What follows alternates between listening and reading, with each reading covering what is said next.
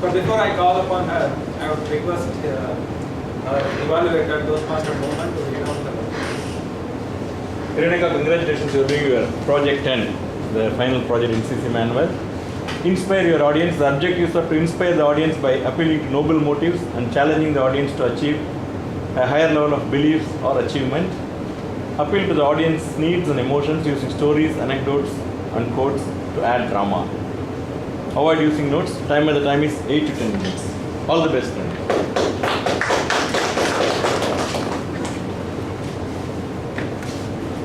The world breaks everyone. The world breaks everyone. But some become stronger.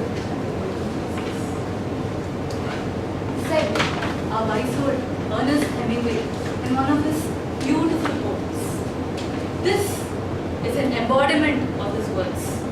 This is nothing but a normal pot which is broken and is healed with golden seeds.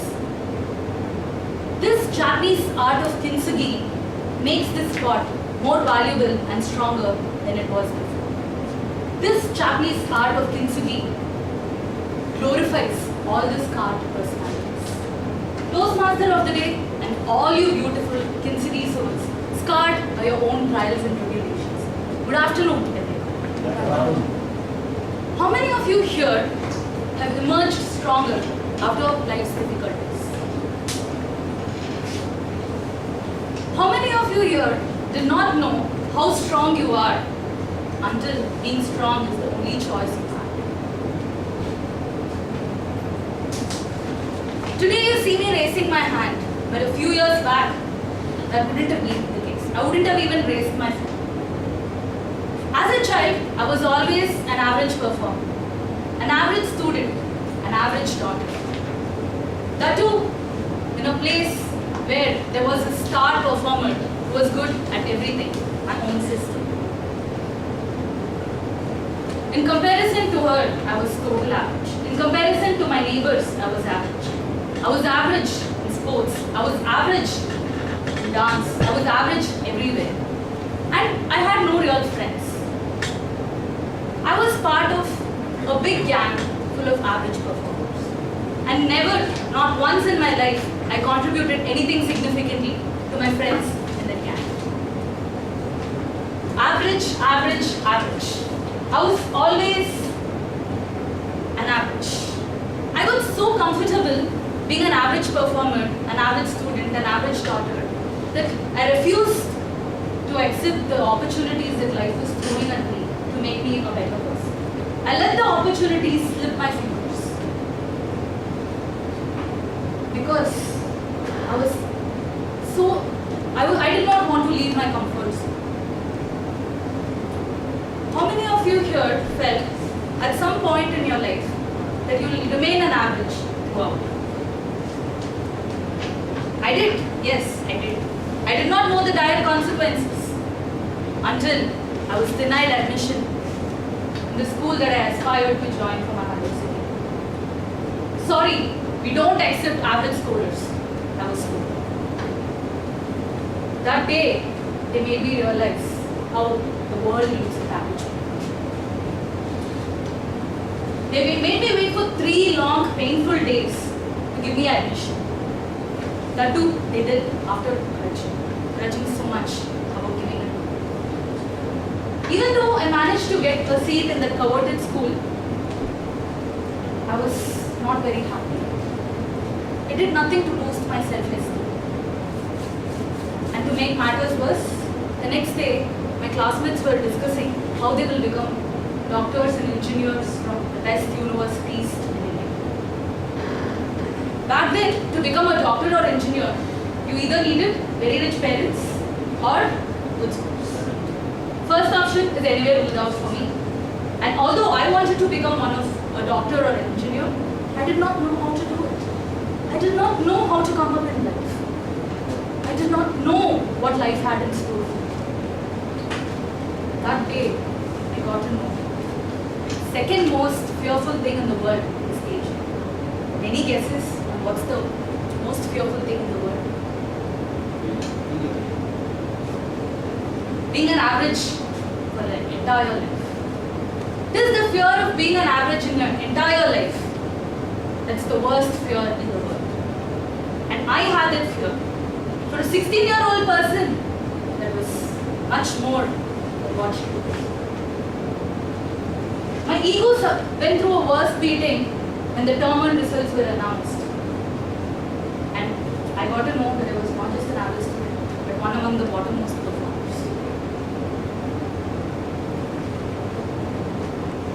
And unlike the other days, this time my parents took control, and instead of scolding me, they took me to the best college, best engineering college in town, and they told me I'll graduate from it. That college had no place for average performers. But the way they said it made me believe that it's possible. The best thing that they could do to me was believe in, and that made me believe in myself. I was completely shattered when I was the bottommost performer. But my parents' belief gave me enough courage to gather myself up. And a continuous stream of downpour of love into the cracks of my soul healed me completely. Little by little, I started. Slowly, the results showed the exam. The same teachers who were very much disappointed with me, who were cursing me a few months back, they were all praises for me. The praises ranged from, okay, the school's average is not going to go down after all, to, very good, you did a wonderful job, keep it up.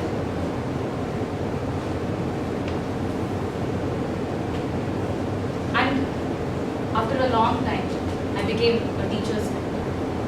My physics teacher, whose constant support and motivation encouraged me to perform better and better. Slowly, I started getting into the best gangs in the school. All the smartest kids in the class were coming to me to clear their doubts. And finally, when the results were announced, I passed out with flying colors. The run of success did not stop there. Neither did the series of trials and tribulations. The trials and tribulations, which were far more life-shattering than being at the bottom of the class. The trials and tribulations which made me fall apart multiple times the later part of my journey. I was boycotted by my closest friends in college. I was in the position where I almost discontinued from the college. And I was also subject to immense disgrace by so many people. Despite all that, I gathered my strength and healed myself just to emerge stronger and more beautiful.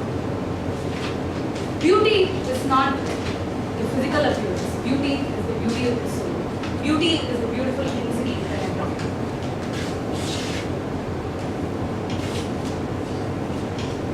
In life, you're given two choices.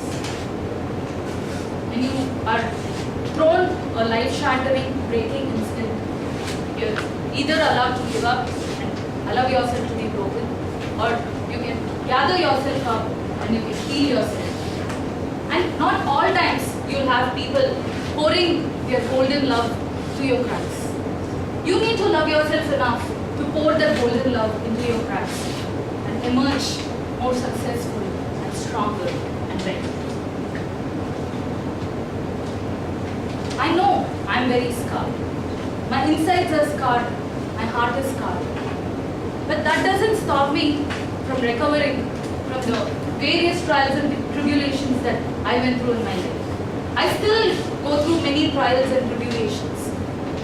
But that doesn't stop me from moving on. Because I know each of the scar adds to the golden layer of the Kinsugi soul that I have. The broken parts and the shattered souls who finally recovered, they taught me that scars are not something that you need to be ashamed of. They are something that you need to be proud of. Life is a journey where you don't go to the grave in a well-preserved body and mind, but you skid sideways, totally worn out, shouting, "Wow, what a ride! A ride to become a beautiful music." Thank you.